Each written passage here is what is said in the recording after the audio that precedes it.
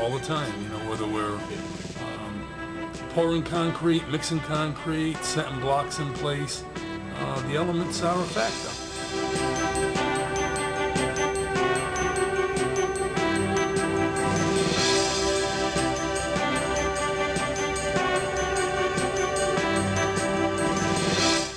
Well, now that we've completed the bottom and the men are all pretty happy on their accomplishments, we're ready to move to the top.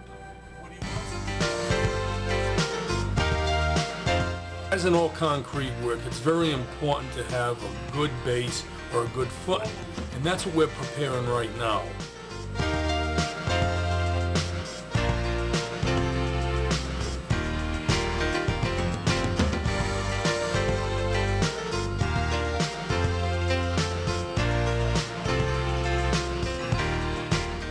Well, the top footing is completed.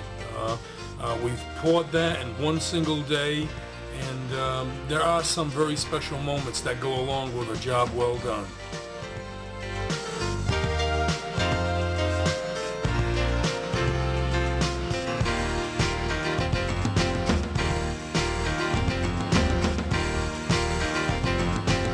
Now the most important part of this entire top-level project is about to start.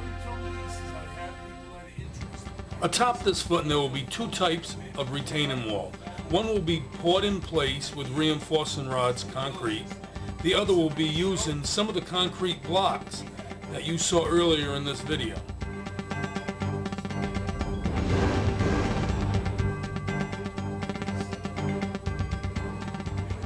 The highest point of this finished slab above these retaining walls will be 20 feet 4 inches above the jig slab down below.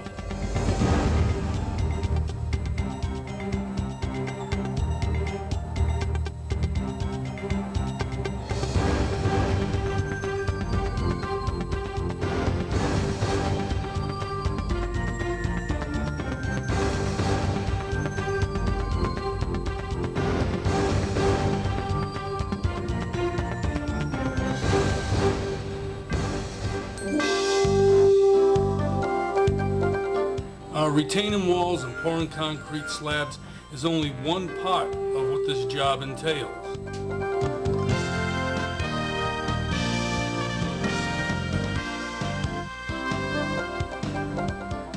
The next step we need to take is remove the equipment from the shipping containers. Once we do that, we can inspect the equipment to make sure everything is in good condition. We don't need any parts. All the parts are included. Before we even attempt to move it onto the slab.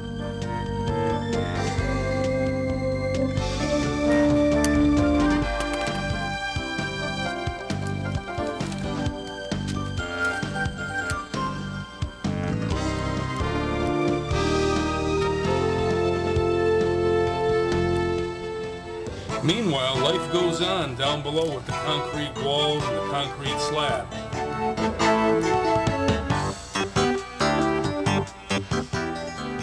We'll first start with the concrete blocks we poured on site earlier in this video.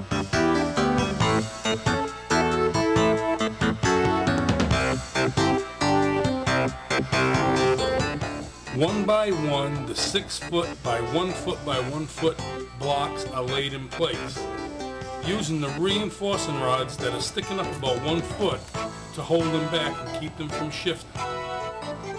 If you start with a very level base, you have no problem setting the blocks in place.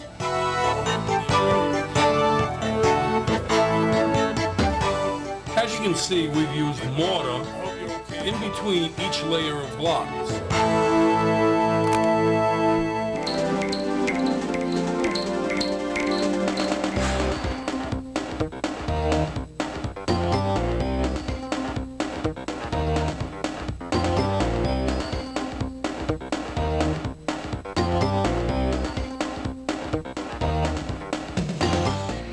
As you can see, John Otter came just in time when we were laying the last course of blocks. Well, in addition to the concrete block walls, we are still continuing to pour concrete around the block walls to lock everything into place. Now we start preparing the lower level of the top slab for concrete.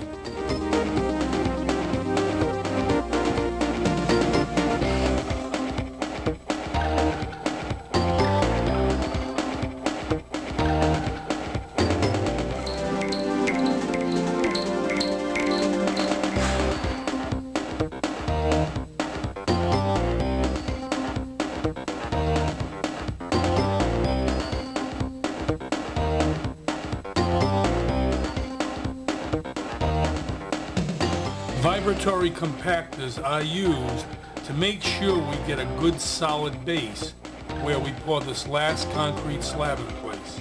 As you can see, we've used more reinforcing rod to strengthen this slab.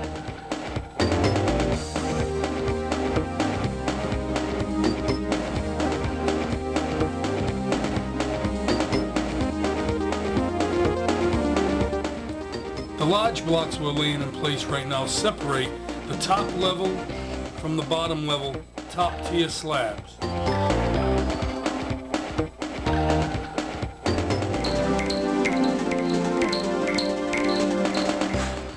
Now that all the precast blocks are set in place, we get prepared to pour the last 2 feet of retaining wall on top of the main slab section. This slab section will be where the main wash plant will sit permanently.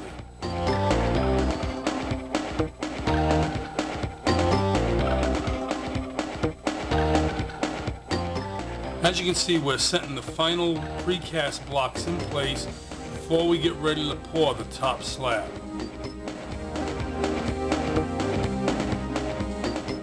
From down below, we examine the main structure and the jig slabs, which is at elevation 0.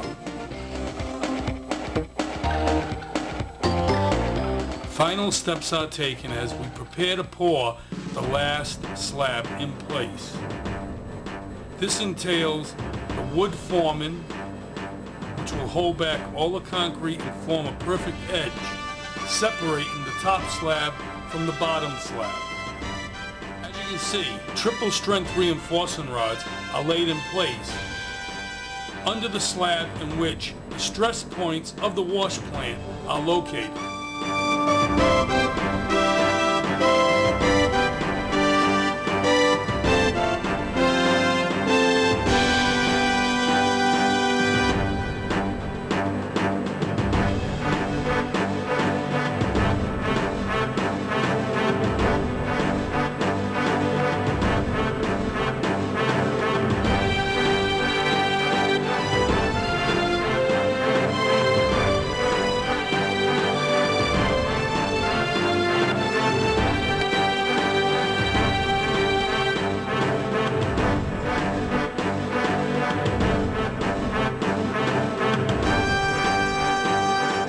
There are some things on this job site that you just have to do yourself.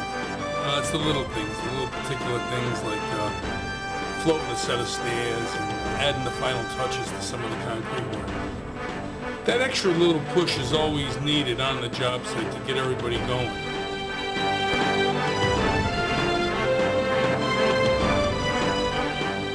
The next day we spend prepping the entire area around the slab. This is so we can smoothly and accurately pull the machine down into the slab area, then lift it and set it down in place. The movement of the wash plant begins. The tedious task of lifting, blocking, dragging, moving it into place until we can lift the entire unit up with 2 machines and place it down on the slab area. This whole setup was kind of neat. I was given directions to one person who was given directions to the equipment operator, and I was given directions to one equipment operator on this end of the machine. So it really became systematic, and once we made the first move, which might have been about 10-15 feet, people caught on. The guys were good. They started understanding the theory behind moving this heavy piece of equipment.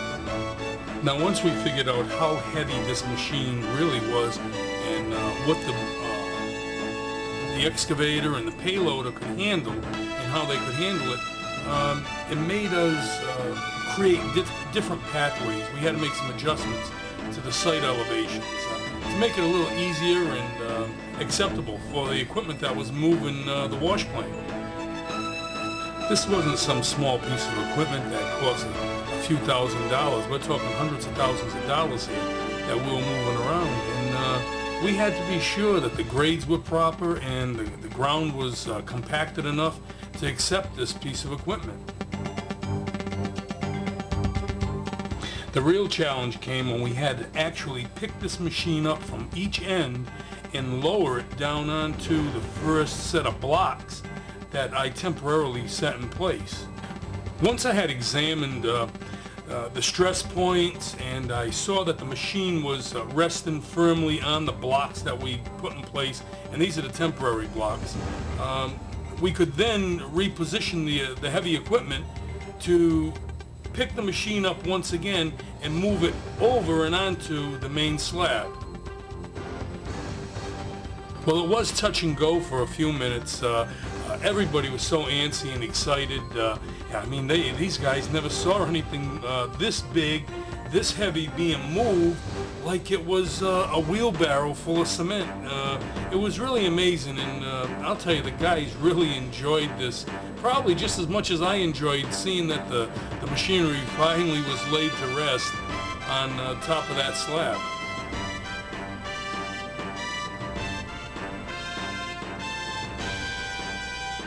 Now that the machine was set on the slab, we had the task of putting all the other attachments, pumps, motors, so on and so forth, lines, connect the lines, the washing system, to this big piece of equipment. And then naturally the testing of the pumps came. But what I'm going to do is I'm going to bring you right to November 1999, where the site sits today.